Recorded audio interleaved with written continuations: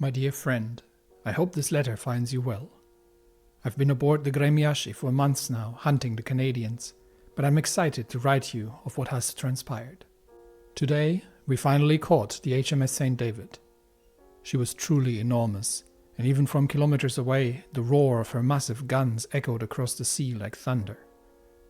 Indeed, she was terrifyingly beautiful to behold, the final manifestation of a great empire forged upon the sea.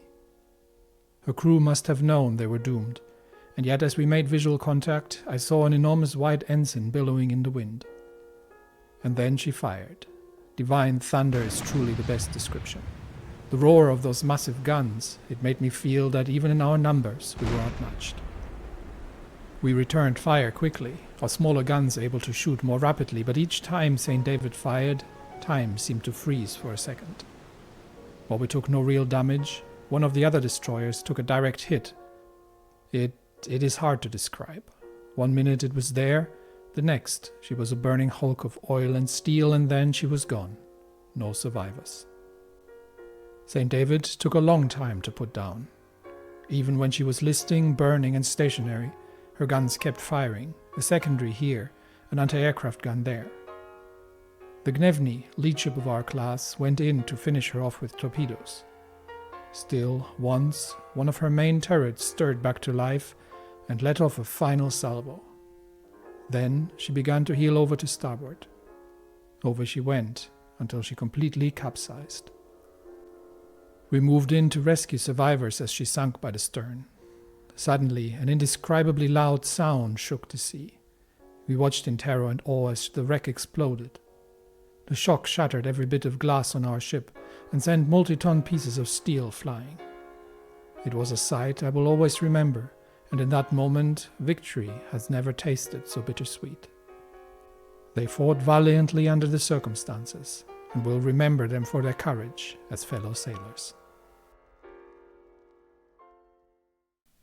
Thank you to Luke Riley in the comments, who provided the blueprint for today's intro section, and I think that was worthy of the battle against the last remaining Canadian super battleship. Now we have the fleets, and I am going to send them in for repairs. It is relatively minor. We have no significant damage. A few of I think the Alexeyev and the Ismail have taken a few shots, but nothing major. But we are soon going to start hunting the Americans, and that is going to be a significant battle all of its own right, because there is a full American battle group operating off the African coast. And if we are looking to eventually make our way across, we have multiple avenues to reach the United States of America. We can obviously try to go through the Alaskan route, given that we're going to have to invade Canada anyway. But that terrain is dreadful in terms of supply to get through. We obviously have the Japanese fleet, which we tend to bombard from time to time a little bit and do some not insignificant damage to with aircraft. But we still have the Japanese fleet operating in the Pacific, so any serious attempt of a Pacific crossing would be predicated on the defeat of the Japanese fleet. We know that the American Navy has 15 battleships and 3 battle cruisers. So even if we manage to sink the Atlantic fleet, that would be the majority of their battleships. But even if we manage to sink the Atlantic fleet, they would still have some somewhat capable carrier groups around that we would have to contend with. The other route would be across Iceland and potentially Greenland, or we could see if we could convince Denmark to join us and then make our way across into Nova Scotia or into Canada. A third route possible, depending on the range here, would be to go across the Azores and then hit potentially Bermuda, or start liberating some of the Central American Caribbean holdings and then launch additional invasions from there. So there are multiple ways to do this. and we will see which one turns out to be most effective. But given that we have to take on Canada, sending some troops across Alaska might not be out of the question. But yeah, first order of business is going to be to hunt down the Americans, the American Navy operating in the East Atlantic. And they will be the next victim of that battle group. We have some wars on land to fight. We've also got our own super battleships coming up, and I would really like these to be the two Tsar Vladimirs. That is still at least one of them is going to be ready by October. It is going to be a little outdated by then, however. And the other one's still going up into February for some reason. Not entirely certain what happened here, but we have, I would love to bring these along to the Imperator Maria are not going to be ready. But the Tsar Vladimirs, I would love to bring at least one along, maybe better two. But that would mean we would have to wait until the next year to start clearing out the American positions. Anyway, for now, we are constructing a few destroyers, but we have unlocked, I believe, a new. Hang on, let me have a quick look because we've unlocked something. I can't remember. Yeah, the Novgorod class was the advanced lightship hull. We've got the modern lightship hull available, and on the light cruisers, we've got the Alexeyev, which is already the modern hull, and we could also get into the advanced submarine hull. We're researching the modern submarine, so that doesn't make much sense either. But yeah, so a more modern destroyer would be a good start, and then we can start circling out some of the more antiquated ships in the fleet. So we do have a lot of old light cruisers and old destroyers around. It's like the Weltkrieg era Noviks, which are effectively they're more like frigates, really. They've got some old 85 millimeter cannons on front, but that's about it. These ships are not particularly capable of anything. So these need to be cycled out of the fleet. We've got the Vitebsk class, which is a little bit more advanced and can actually probably still hold her own with the 105 millimeter guns. But getting more modern destroyers in, I think, is something. We've also got a mix of French destroyers around, which are similarly equipped. Getting a few more modern fleet destroyers in would be a good preparation as well for taking on the Americans, because we don't know how modern the ships are. We've never really directly engaged with the American fleet, but they have a relatively capable group here. Now, I actually got this wrong. These are 12 capital ships, but they've got 6 heavy cruisers in here. So even if we take this down, it'll remove 6 battle cruisers and battleships from the list. So the American Navy will still have 9 battleships. We'll have actually more even. So we'll have a significant number of battleships. Let me put it that way. We'll find them eventually, but the carrier groups are not to be underestimated. So the other thing that we need to do, which reminds me, are we still researching carriers? No, we've got the modern carrier hull, but I think the other thing we can do is design ourselves a carrier, because we haven't done that yet, and get that underway. So let's begin with the advanced carrier hull. Let's see what we can fit into these things. Best engine available, 40 knots carrier.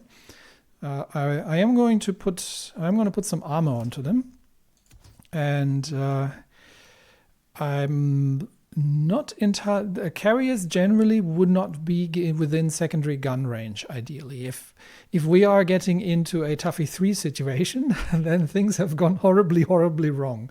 So I'm more inclined to stick hangars onto these as much as we possibly can.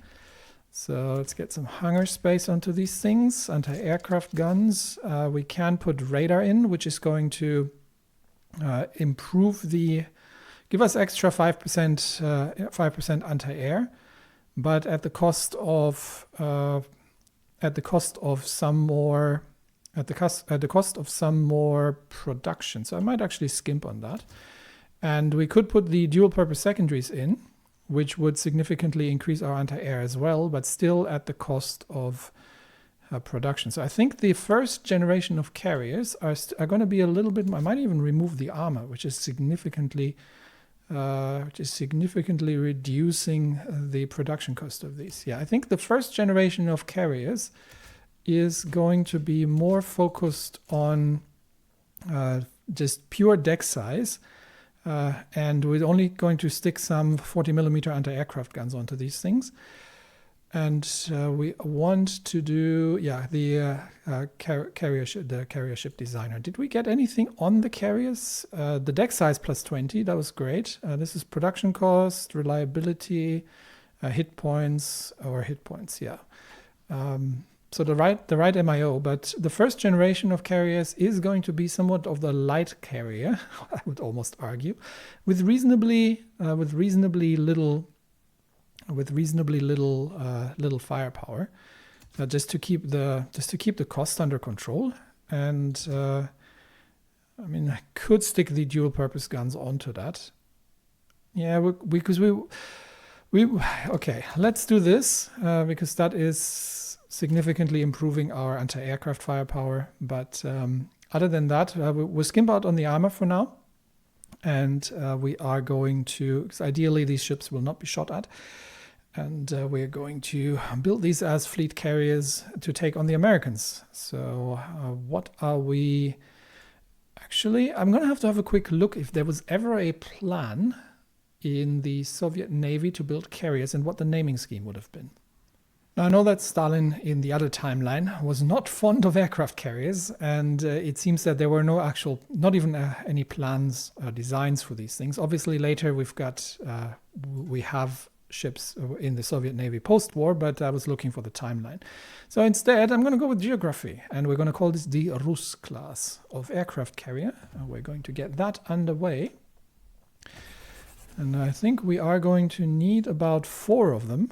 So let's get, and we are completely out of chromium. That's probably due to the Tsar Vladimir's as well as the other battleships. Yeah, we are going to need, we're actually slowing down the rest of the production here. I'm going to import some chromium, that's not a problem, but we're going to get 4 of the Rus class aircraft carriers underway. And they are going to be the backbone of a carrier strike group. Now, obviously, we're going to need more steel. Russia running out of steel, that's new. And significantly more chromium, but that is something that can be solved with import. The other thing that we need to do is design ourselves a new destroyer on the modern hull. So the previous one was the Novgorod. We're going to call it the Vlastny class, the powerful destroyer. Level 4 engines. We're going to get the best torpedoes. I do want active sonar. I don't. We only have the hydrophones yet. Okay. But I do like the fire control here, so we're not going to go with radar on these. Anti-aircraft guns. The dual purpose, so these are 127mm rapid firing dual purpose cannons. So they're effective both against air. I don't think I've researched the light battery 4. So this is going to have to, the difference is really in the piercing mostly, and we don't need that because these things have no armor. So unless we're going up against cruisers, which is not really their main purpose, we're not going to do an awful lot about it. So forward 1 custom. I want another battery on it. I do want to have 1 depth charge launcher to deal with submarines. But other than that, I am more interested in powerful gunboats. Now let's compare that quickly to the what do we have actually? What was that? This was the Novgorods. There we go. So we definitely had a second torpedo launcher on the Novgorods. So let's put that in here as well. And with that, we are having some more torpedo firepower. We are a little bit faster than the Novgorods, and we've got better range. Range is a major factor here for me. Other than that, it's a minor upgrade over the Novgorods, but the Vlastny is going to be our modern destroyer. So we're going to get these underway as well, and I can make 2 lines out of that until I'm out of dockyards. All right, so we've got the 4 Rus class carriers, and I am going to have to rename one of them. There we go. So we've got the Rus, the America, the Europa, and the Africa, as well as the Vlastny class of destroyers, which means here also we're going to have to... I should be able to... There we go. So I have to add the plus and then drag it up top. There we go. Okay, so these are underway. Vast naval expansion, significant trade required for steel here. So let's, fortunately, we can trade that with the French, which, given that we control their government, we can relatively easily get that from them. And the Greek should be able to send us notable amount of chromium for dealing with that as well. And that's still not enough.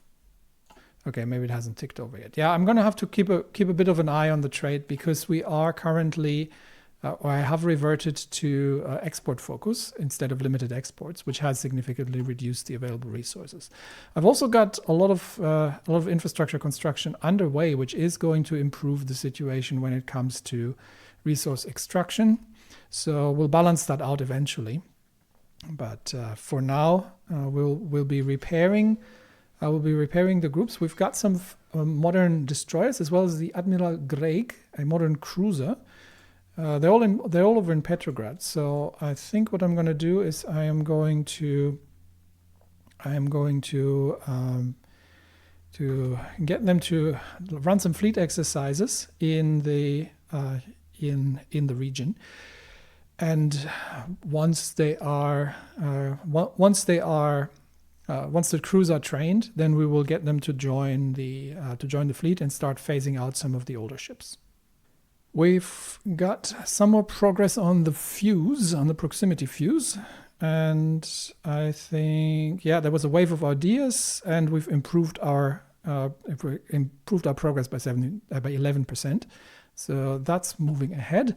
We've also got enough, I think, breakthroughs now that we can start employing some of the other ones. So the Moscow land warfare facility can start the project U-14, self-propelled super heavy artillery piece. I am in favor. Self-propelled super heavy artillery. Yes, please. I like big guns, and I cannot lie. So let's get these underway. We've also got the Nizhny Novgorod Aerodynamics and Avionics facility, where we can start researching the jet engines. So Project M for jet engines. The next generation of aircraft is underway as well. Talking about aircraft, did I actually... I did design carrier aircraft. So let's get that. These are in production. And we should be able to equip our carriers without too much trouble. But trade is still an issue, although it's probably just a matter of ticking over. Although I think I might need more than 2, to be honest, with steel. I'll balance it out. I might just have to wait for a bit for things to tick over. What else do we have to look at? The fate of Sardinia.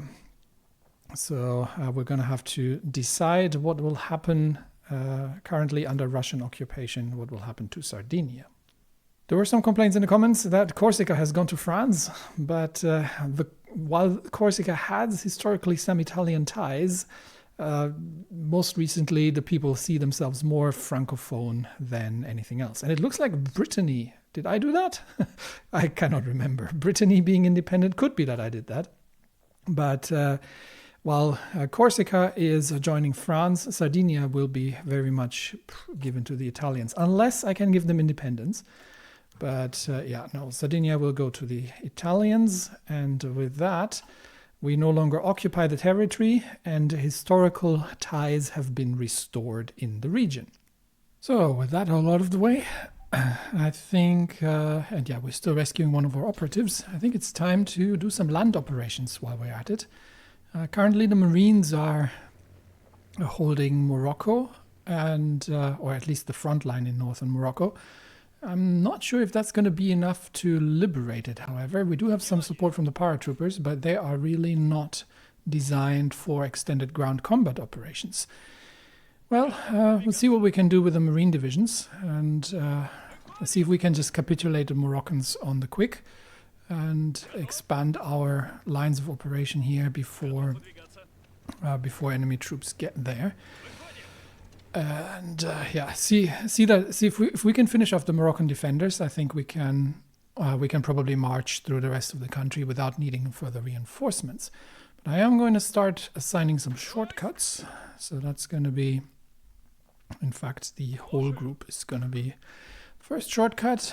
We still got to deal with the Japanese naval invasion near Vladivostok, but that should only be a matter of time. I've got 3 additional divisions coming in here.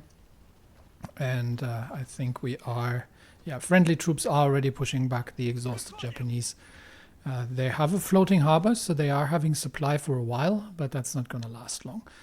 Talking about supply, the bigger problem here is that we actually don't have an awful lot of it, especially in the central regions here. So taking Shenyang would be quite advantageous.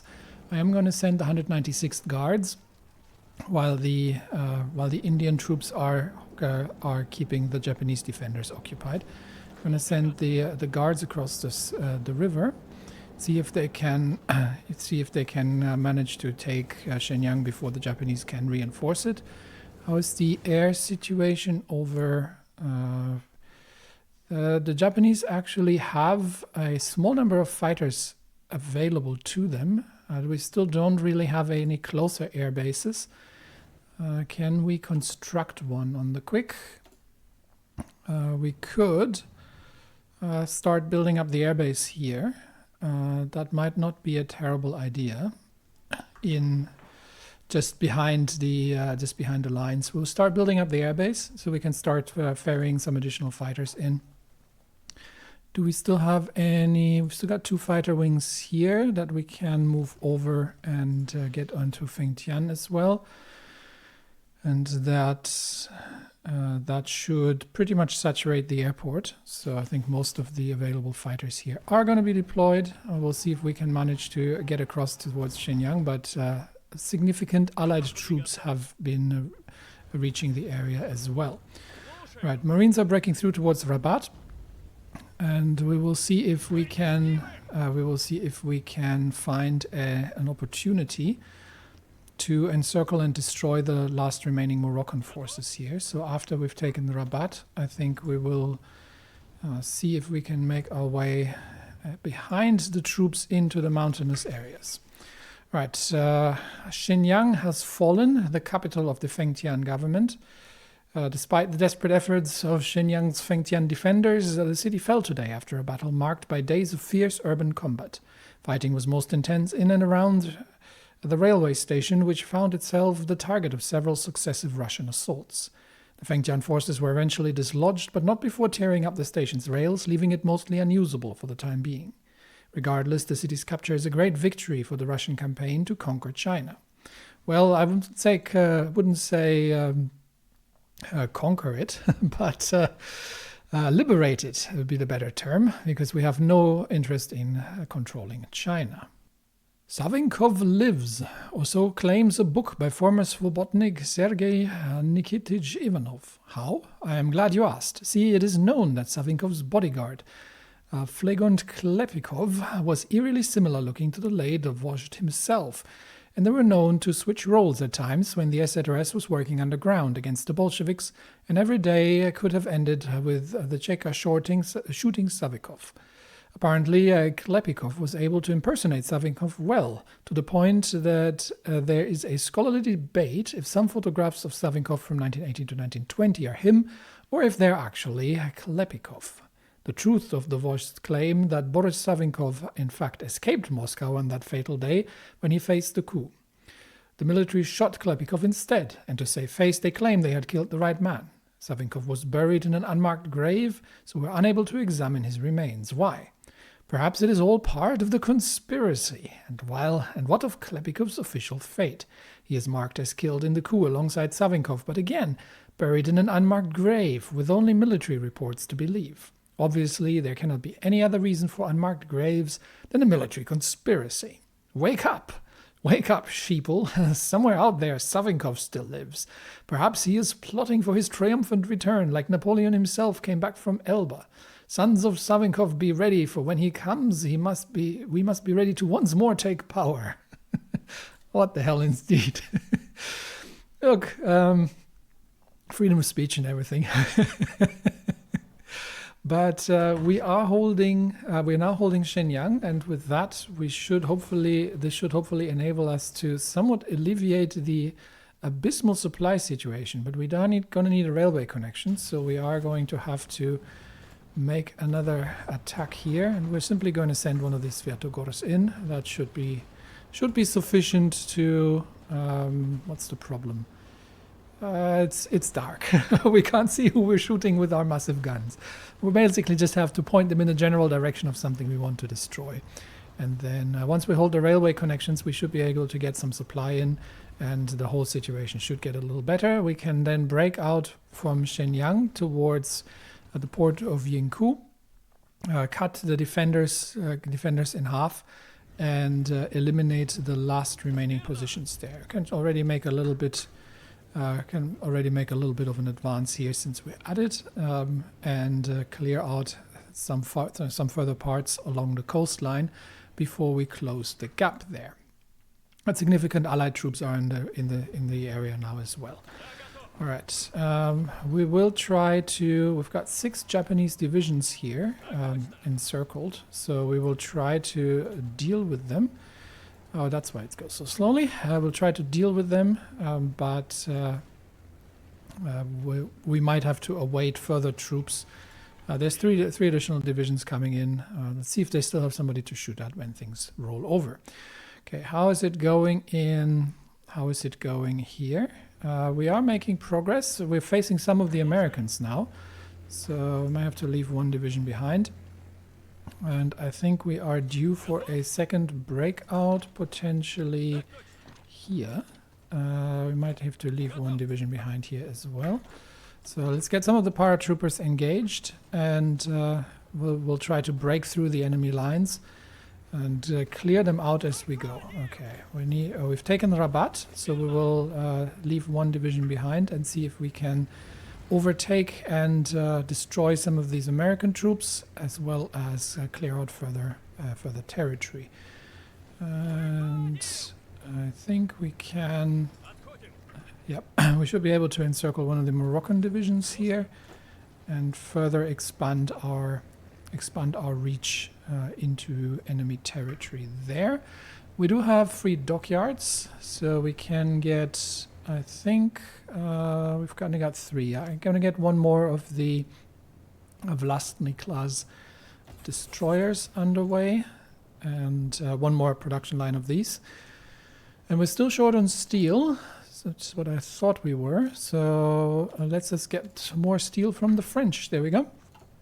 Steel problem sorted, and with that, production should be once again on full speed. Some Philippine transports here in the area. I've seen quite a fair few of them. I think we have submarines operating in the area, but the Mediterranean at this point should be completely clear. So the next task will be, as we get more destroyers ready, the next task will be for once the ships are repaired, once the damage to the ships has been repaired, the next task will be to take on the Americans. And I think we have enough firepower to do that with the combined fleet here. So what we can, we should have enough firepower with these 2 groups to begin challenging them. This one is ready for operations. and the other one is still repairing. So once the repairs are through, then that's what we're going to be doing. We have an MIO trade, Skorost. What was that for? Did we use that for carrier fighters or carrier aircraft? That's naval bombers. Yes. Okay, so that's for carrier aircraft. What do we have available to us? I think this is mostly just production efficiency, is it? So not an awful lot. Yeah, this is just production efficiency, conversion speed, resource needs. Not an awful lot to actually make the aircraft themselves better, but it is the only, I think it's the only one that we actually have available for. Let me double check that. Where are then we got the naval bombers. Now we could actually use, this is just for fighters in general.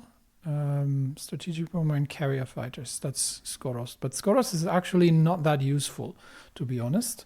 We've got Sokol, but that is more built towards mass production.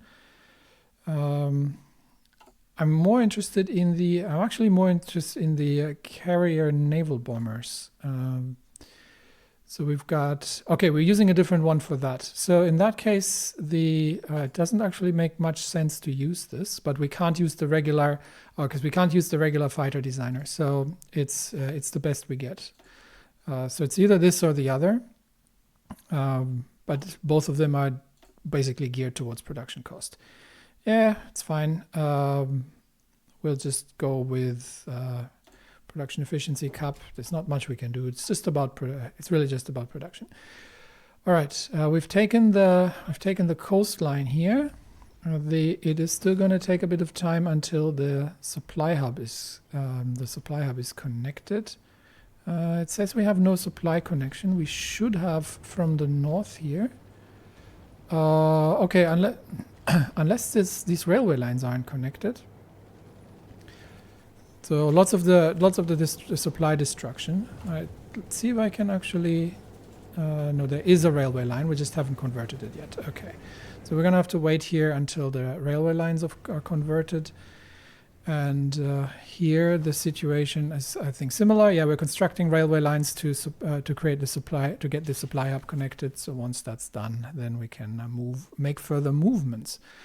All right. So in that case, let's focus on the North African campaign, where we are about to encircle another. I might actually spread out here. Just use our momentum to chase the Americans into and out of the mountains, and we are going to pin that Moroccan division in the north, while we are making advances everywhere else. We've encircled one. We can just get the troops to clean that up. A supply situation is not grand. But we should have enough ports to support operations inland. Unfortunately, we have pushed the Moroccans out faster than we can actually chase this up. But no, we've managed to encircle them. Moroccan division destroyed. We'll pin them in the north and create a pincer movement against this Moroccan situation here. With all available divisions. See if we can manage to cut off a few more of them. And continue the advances south, where we are liberating territory. Casablanca is open, so we'll launch the assault here. And then I think we'll have to wait for a few troops to actually get here. See if we can overrun these two Moroccan divisions there in the north, or if they manage to get out before. Nope, we've overrun them. So that's that. And now I think we can unify the front lines here. The 5 paratrooper divisions probably should. We can probably create another drop into Marrakesh, actually, now that we've got them here. So let's get them all moved towards. Do we have an airbase? Is the other question. The answer is yes, we have an airbase. So let's move them there. Let's get the paratroopers moved to the airbase in the north, and then create the other Oh, we don't have any transport planes. Yeah, we need to bring the transports across. So let's bring the 6 transport wings over. And then once they're there we go. Then we should be able to get the paratroopers to prepare an airdrop from here into Marrakesh. So let's get that underway. Meanwhile, the Marines are shortening the front lines, and we have to wait a little bit to wait a little bit for the troops to arrive in place. But I think we've got enough Marine divisions that once the paratroopers are there, we can launch another assault. More free dockyards, which means another line of Vlastnis, and we are also going to have to begin. Probably going to have to begin building, once the modern submarines complete, I might close one of these again, to begin operations to start hindering American traffic in the Atlantic. So far, we've just got a few Philippine transports here. I'm not sure how they made it into the Mediterranean because we are controlling the Suez, but they might have been stuck there. So nothing more should be coming of that. And we've got additional destroyers. So we've got this group here. Well, we'll run the training through. I don't think we need the modern destroyers to attack the Americans, but I am tempted to wait until end of October for the Tsar Vladimir to become available, and for her to join operations against the American Atlantic Fleet. I think that might not be a bad idea, because that'll give us quite significant additional firepower, and also will once again make for a relatively awesome display of firepower in itself. All right, Marines, your task is to liberate Morocco.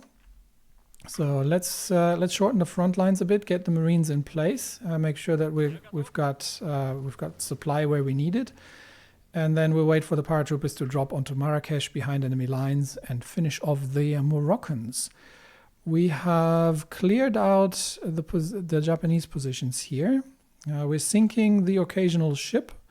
Japanese destroyers sunk here and there, or severely damaged. But we're still waiting for the connection of supply in Shenyang. That is still going to take 2 more days until we actually have supply at the front lines. However, we can get the regular infantry to advance. There's no reason not to, and see if we can simply close this from the other side. Because if we can take the port of Yingkou behind enemy lines without significant troubles, then I think we have a good opportunity to just simply, while waiting for supply here, simply closing the area there. A war in the air over Fengtian, definitely in our favor. How are we actually trading with the Japanese? We're fighting Ki-43 Hayabusas, which should be relatively capable, but still we've got a 6-to-1 KD ratio just on the fighters alone. So our aircraft are superior to the enemy.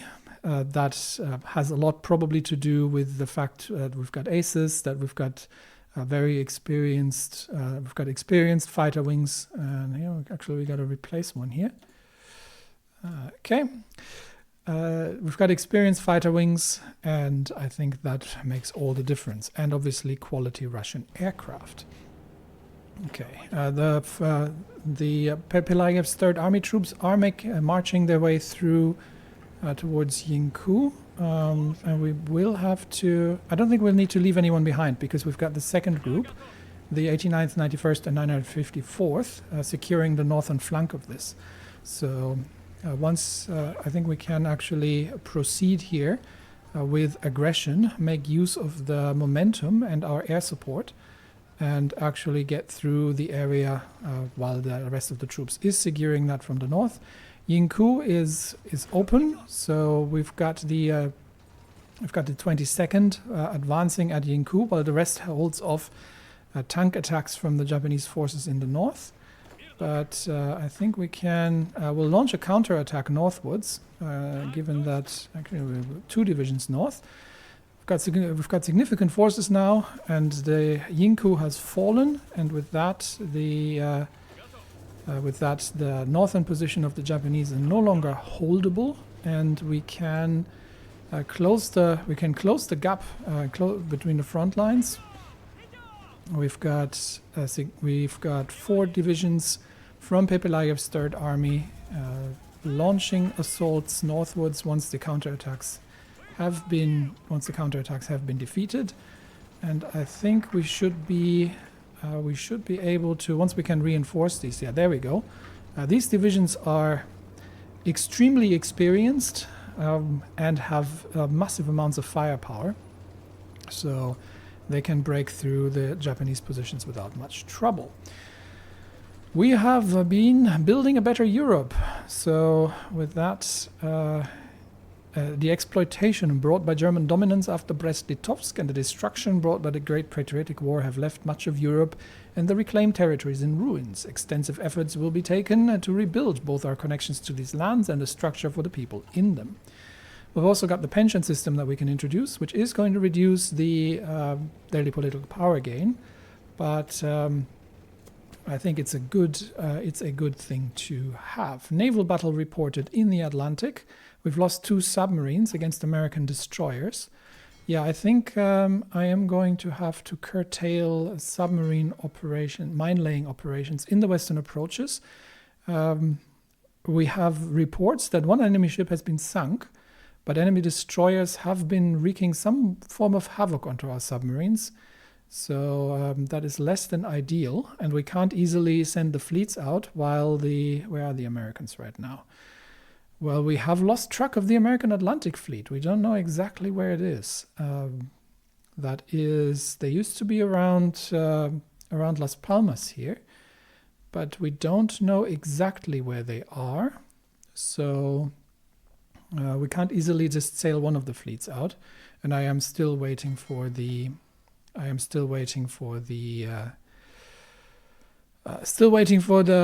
big ones, for the big guns. We've got 3 dockyards once more. A few things seem to have finished up. So for now, let's build a few more destroyers, and then we are going to get the submarines operational.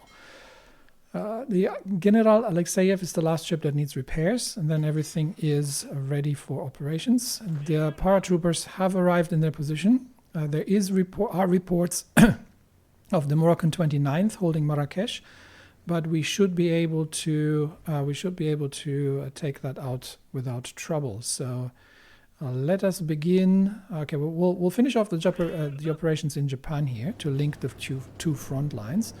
I think that is going to happen reasonably quickly, and then we can begin clearing out operations against Japanese troops. There we go. Enemy forces have been encircled. We're talking about a total of a full field army, and this time it's not Fengtian troops, but it's actual Japanese forces.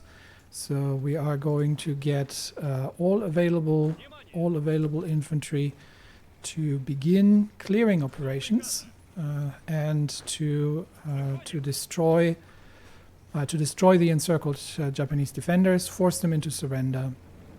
These troops here as well. So we'll break through, force the surrender. We're holding Yingkou, and with that we have control over the strait of over the supply, and the enemy capital for Fengtian has moved into Changchun, which is in a direct line of fire of this Vasilevsky's 7th Army mechanized infantry. So the Svatyogor is not going to do any good in the forest against, but we are going to launch the mechanized guards and take the enemy capital, I think, without too much trouble. How's the overall supply situation looking? Okay, we are starting to get supply trickling in, but it is a little lacking still. So the infantry is going to clean this up, and meanwhile we can look at Morocco, where we are going to launch the General Shkuro. Do we have anything useful No, he would need the something like the commando. Yeah, commando would be good, but he still has to do some more work on that. Right, paratroopers are underway, and once they have landed in Marrakesh, under guard from the fighters, then the Marines are going to advance here as well. I think, yeah, there's relatively little holding us back. So let's get all available Marines from the flanks to advance and support the Marrakesh operations. Once we've taken the position there, then I think and the Moroccans realize how things go. We have wiped out the enemy troops, and we can spread out. We can extend our lines here somewhat, and ensure that Marrakesh is going to hold. And with that, suddenly, and the Moroccans are realizing that they are surrounded, or that we've landed behind their lines. So now the Marines are going to attack and link up with the paratroopers. Fengtian has surrendered after we have taken the capital, I'm assuming. And that leaves the Qing government actually in control of most of the Fengtian territory, causing the Japanese some severe problems now, because they are effectively, their northern forces are completely cut off now, which means we can begin cleanup operations with the available material and troops, and simply make our moves through enemy territory, and just enforce the surrender of the encircled and cut off Japanese divisions. So all troops, immediate orders to begin moves against the Japanese defenders. Here we are still clearing out, and in Morocco we do have to keep an eye on that our paratroopers are making their way out successfully, but I think that should not be a problem. The fall of Marrakesh has so far not forced the Moroccans to surrender, but I don't think it's going to be taking particularly much longer. Keep shooting down some enemy aces, which is always welcome. Marines now operating out of Casablanca. We're just simply going to go and overrun the Moroccan defenders from wherever they are operating out of. Excavation is done, which should hopefully help a bit with deficits. Can we? We can do that. We can probably reduce trade with Greece a bit, and that's still the same. Okay, so one more. We're already running excavation 5, but we are running a bit low on fuel. So I am actually going to have to.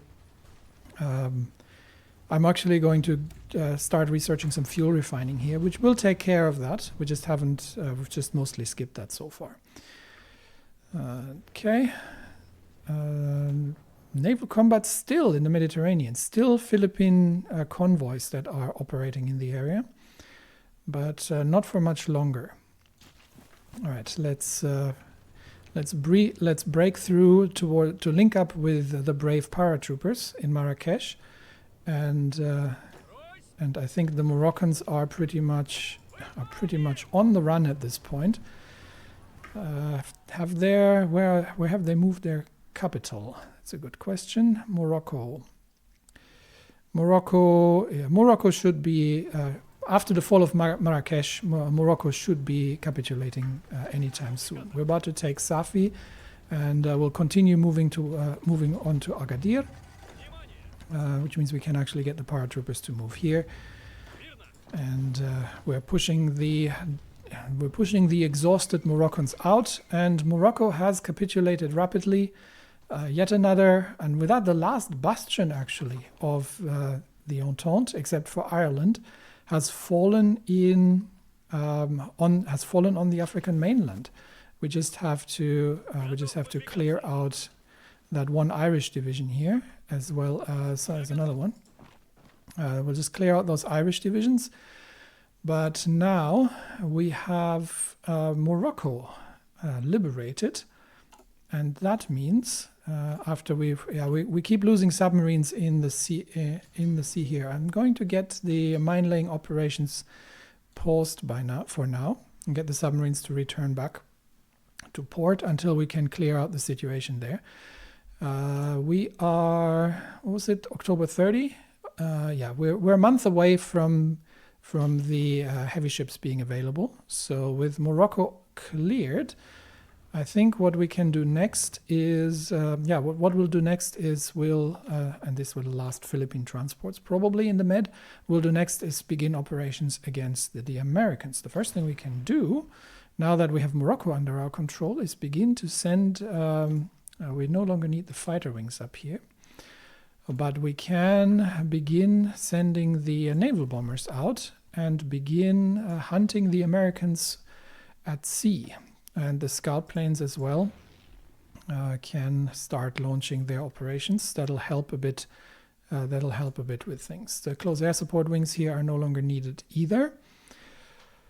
But we'll see if we can actually build another airbase closer. Yeah, we'll build an airbase down here, and then we might be able to get some port strikes underway against the American base in Las Palmas, if they are still operating in the area. That is, the Okuns haven't quite spotted them, so it is possible that the American forces have actually retreated from here, which means we would have to begin clearing them out. I am already going to get, not the paratroopers, but I am going to get, give me like, we get a few Marine divisions to begin planning the naval invasion of Las Palmas. So let's get them assigned, 7 divisions, and we will be ready. We'll be ready for that operation as soon as these are ready. Okay, last Irish troops have been cleared out, and with that we can focus on the Japanese front, where the last remnants of the Japanese troops are valiantly defending their area, and we have way too high a concentration of troops here, to be honest. I don't know why we have 18 divisions on such a it's a very short front line, and we at this point have too many troops in the theater. I think once the continental war against the Japanese has been won, we can let's get these troops here cleared out. Once the continental war against the Japanese has been won, we might be just sending back a few of the divisions. The Mountaineers can resume operations in Korea now that we have cleared out enemy positions here. And we'll start with forward operations against the enemy concentrations that are still remaining, but I think mostly it's actually relatively empty territory at this point. So we can probably just spread out into Korea proper and expand the front line and see that we can see if we can liberate Pyongyang and. The last Japanese divisions here along the lines are being cleared out relatively quickly. So once that's all done, then it is just a task. Mongolia, we don't need your expeditionary forces. And then it is just a task of cleanup and preparation for the next phase. So. Last remaining Japanese troops, we're talking, we'll have to see what the overall Japanese losses are going to be after the complete end of their China operations, but this isn't going to take much longer. I think the last troops here are simply being chased away by the advancing chased away and overrun. Last Philippine defenders in North Korea are being chased away and overrun by Russian mountaineers. This is a sentence you don't hear every time. and no sign anymore of the American fleet. We just know that there are destroyers operating in the western approaches, and we have begun some aerial operations. But so far, we've only found a few Portuguese ships, as well as some Irish transports that have been sunk. It is entirely possible that the American fleet has retreated after the loss of their main base in Morocco, because they simply don't see the point anymore of the forward operations. That would be actually rather annoying, because that means we don't know where they are and we have to begin hunting them down. So I might get the Okuns already. In fact, are we still... I'm not full complement on these. Are we still building Okuns? We aren't actually. So let's get another line going here. Might just cancel this one. To get a few more Okun class submarines out, because our scouting groups are not running at full efficiency. That said, we no longer need the Mediterranean. We've got 5 scouting groups, so we can begin covering a few more of the Atlantic positions now. And I would like the whole thing on patrol. So let's begin covering these positions with the available submarine groups after hunting down the last remnants of the enemy transports. With the complete defeat of the Japanese army on the mainland, the Empire of Japan is actually offering peace. This is a great development, because it means that we do not necessarily have to deal with a very costly invasion of Japan. But after being completely humiliated by the Russian army, Japan has offered a conditional surrender, offering full retreat from the rightfully Russian regions they have illegally occupied. The Navy can do nothing besides blockading our ports on the Pacific coast, and the army has been almost entirely destroyed. Most military leaders and ministers say we should accept their conditional surrender, while a minority suggests we should push for a total victory, considering our industrial superiority over the Japanese. Now, the question is, what is this going to do to the China situation? Fengtian government becomes free, leaves the co-prosperity sphere. Japan will sign a white peace and enter a truce. Or we could spend 100 political power and lose 10 war support. No, I think this is the best solution for everyone, because while we are obviously advancing through Japanese territories here, it will leave the people on the ground, especially the various Chinese factions that are previously warring with each other, an opportunity to think about peace and to see if they can find ways to, well, either coexist peacefully or to unify China on their own terms. So yeah, we accept the terms. We have Japan has given up their continental positions. We are just clearing out the last remnants of their troops here. But overall, peace has been restored. Mongolia is currently occupying Beijing, which probably will have to be sorted out. But overall, I think now we can begin the diplomatic solution to all these factors here. And we do not have to send the Navy out to fight a bloody war through the powerful Japanese forces in the Pacific, but instead, with forcing a truce upon Japan, we can concentrate on the invasion of Canada and the United States in order to finally bring an end to this war. And that'll also give us a bit of time to start dealing with the fuel situation, because our fuel reserves are, while still vast, are dwindling.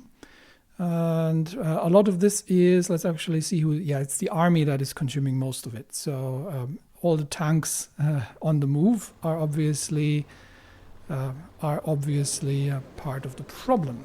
All right, Fengtian government has surrendered, and with that we will We will begin actually the occupation and then liberation of Fengtian. Let's see what else is there to be liberated. Not an awful lot. So we'll begin by occupying Fengtian, and then with that, Beijing should have been restored to the Qing government, and hopefully the Chinese states can find their own solution. And with that, the northern provinces have been coming under control of mostly the Qing government. Russia maintains ports currently in Tianjin and in Dalian, as well as control over the Korean peninsula, where we are going to have to begin the slow process of liberation and de-Japanification, and we will see if we can get an option to liberate Korea as a united country into a democratic future, or whatever the will of the people on the ground is.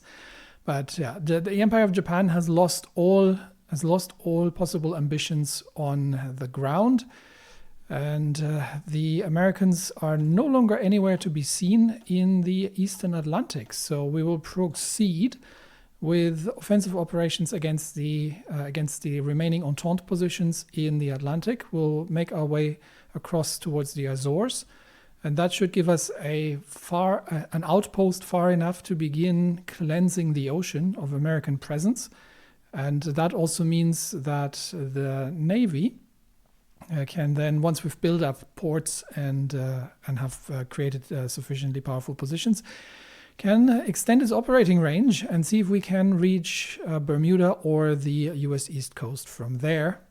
At the same time, we are going to get troops from Shatilov's 10th Army, which is currently stationed in Africa, and we will divert some of their forces into operations potentially in Alaska. Now, this is going to be a bit of a change of climate on these troops. These are, I think, this is regular mountain infantry. Regular mountain infantry. So who we are going to need are the low supply troops. Now they are the cavalry divisions. They're going to be doing, this is probably, or most of it's going to be forest. There are some mountainous areas, so we might bring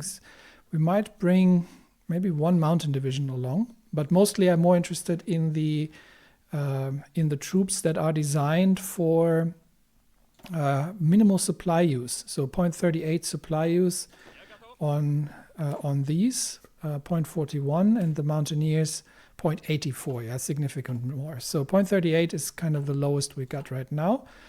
I'm just going to have a quick look if there's any way to further reduce that, but I don't think so. So the African division, which is a 20 with cavalry division, is already set up for, it's minimal supply use. We have no line artillery. We have the logistics company. The only thing we could probably do is to, we've got another research here to do on the logistics. So we've got some infantry research to do here. So I would argue that we are going to create a new theater. Okay, that's not how I wanted this to be. I'll create a North American theater, and then we'll begin assigning some of these divisions to it. We have some medals that can be awarded, so before they get reassigned and sent to the freezing north of Siberia, they are going to be given. And do we have anything that's related to supply? Terrain penalty reduction sounds good. The Order of Nevsky, breakthrough org, attack, this is org, HP, entrenchment, and recovery. No, we'll give him the Order of Nevsky. We'll award it to both of these. And then these troops, some of these troops at least, will move towards Siberia as part of a new Russian force. Shatilov himself is unfortunately not having the terrain traits. So I might actually see do I have anyone who is a cold winter specialist? I should have someone. Kappel would be an interesting one. He is a cavalry leader as well. All right, and with that, we have created the 18th Army, led by General Kappel himself, who is a winter specialist and a winter expert, and has a cavalry heritage. He will lead 10 cavalry units of the of the African division into Kamchatka as reinforcements for a naval invasion spearhead of the 213th and 214th Marines, who are going to prepare landing operations into Alaska. And from there on out, the cavalry is going to begin moving into Alaska proper and northern Canada. We might send further reinforcements. The whole endeavor and the newly created North American front in the American theater is going to be led by Field Marshal Tolstov, who is himself also a cavalry leader, a cavalry expert, and who will bring in the offensive doctrine to bear. So that new group is going to have to do some climate acclimatization to do. Currently, they're very much set up for heat operations, so returning into Russia proper, getting the gear changed, and heading towards a very different climate is going to come as a bit of a shock. But we should be able to do these sort of things. So for the end game against the Entente, which is the North American position and the Australian position, we're going to see for now with the Navy if we can if we can see what the Atlantic looks like. If we cannot find, we might divert some of the Marines after the island hopping is done to countering the Australian advances and assisting Indonesia to repel some of the Australian occupations here. And obviously, we will need naval cover against the Americans in the Pacific. But now that the Japanese are out of the picture, I think the naval base over here in Kamchatka is going to become significantly more important. So we are probably well advised to actually, no, not there. That's the wrong one. This one. Well advised to actually improve that. And I'm going to once again prioritize that. We don't need two of them. There we go. Naval base in Kamchatka will be on the top of our priority list. We can build up a radar station in Kamchatka as well as an air base. So that way, this is going to be our North Pacific outpost. And from there, we can launch some operations. Indonesia is part of the Moscow Accord.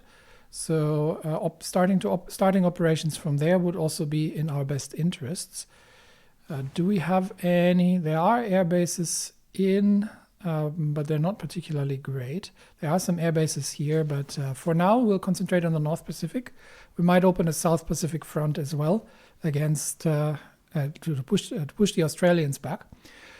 And we still have potential Atlantic operations. Most of the armies from Asia are now going to return to Europe and to Russia proper for resupply. And while we are running the frontline operations here, we could potentially think about invading Ireland as well. But for now, this seems to be a uniquely British problem. For now, we'll see once the submarines are relocated, if the submarines can actually manage to spot where the American fleet has gone.